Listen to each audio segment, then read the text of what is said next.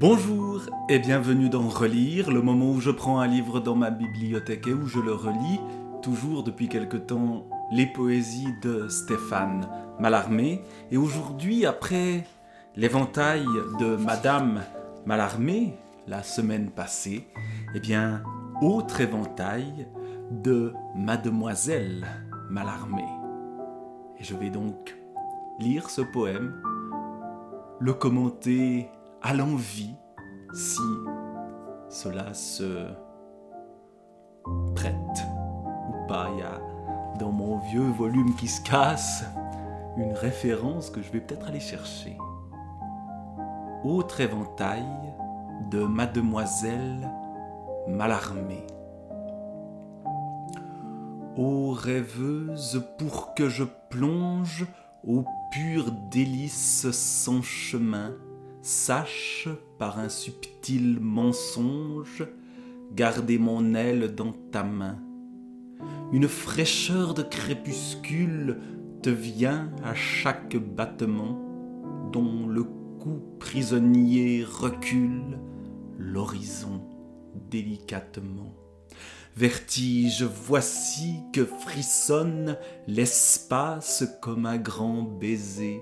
Oui, fou de n'être pour personne, ne peut jaillir ni s'apaiser. Sens-tu le paradis farouche, ainsi qu'un rire enseveli, se couler du coin de ta bouche au fond de l'unanime pli? Le sceptre des rivages roses, stagnant sur les soirs d'or, ce lait, ce blanc vol fermé que tu poses contre le feu d'un bracelet. C'était donc un deuxième éventail, autre éventail de Mademoiselle Mallarmé, un petit objet qui ouvre un monde. Garder mon aile dans ta main. Puis, tout d'un coup, grâce à l'éventail, la fraîcheur du crépuscule, et puis surtout, le cou prisonnier recule l'horizon délicatement.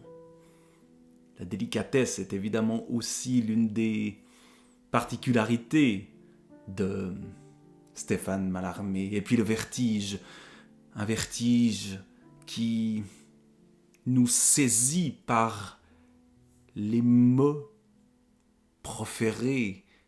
Vertige, voici que frissonne l'espace, l'espace frissonnant. Dans l'air du soir, on pense à ce poème de Baudelaire, Horizon du soir, je ne suis plus sûr du titre, mais où justement cela vibre dans l'air du soir, l'espace comme un grand baiser, quelque chose là encore de délicat. Mais un baiser qui n'est même pas réel, qui fout de naître pour personne du verbe naître, ne peut jaillir ni s'apaiser. Le baiser n'a pas jailli. Mais il ne s'est pas apaisé non plus. Est-il, n'est-il pas? Est-il né, n'est-il pas né? On ne sait pas. Et puis vous avez ce paradis farouche. Qu'est-ce qu'un paradis farouche? Qu'est-ce qu'un rire enseveli? Il y a comme une sorte de déception à chaque fois. Le paradis, oui, farouche.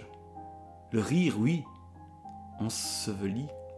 Et puis, il y a l'unanime pli. Et dans mon volume, il est écrit CF, page 68. Alors je vais aller regarder la page 68, je ne l'avais pas encore vue.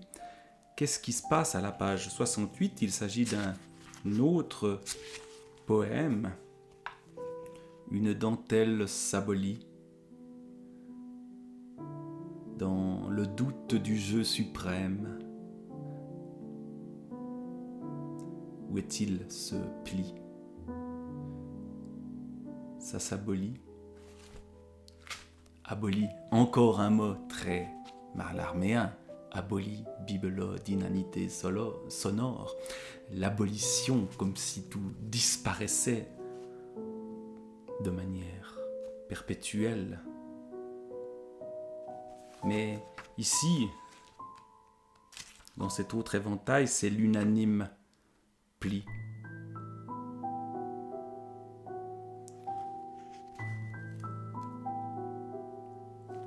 L'unanime pli, le sceptre des rivages roses.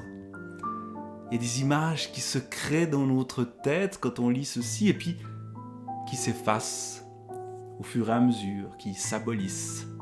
Et c'est aussi l'un des plaisirs de la lecture de Mallarmé que ceci, que d'être toujours dans le vertige, dans le frisson, dans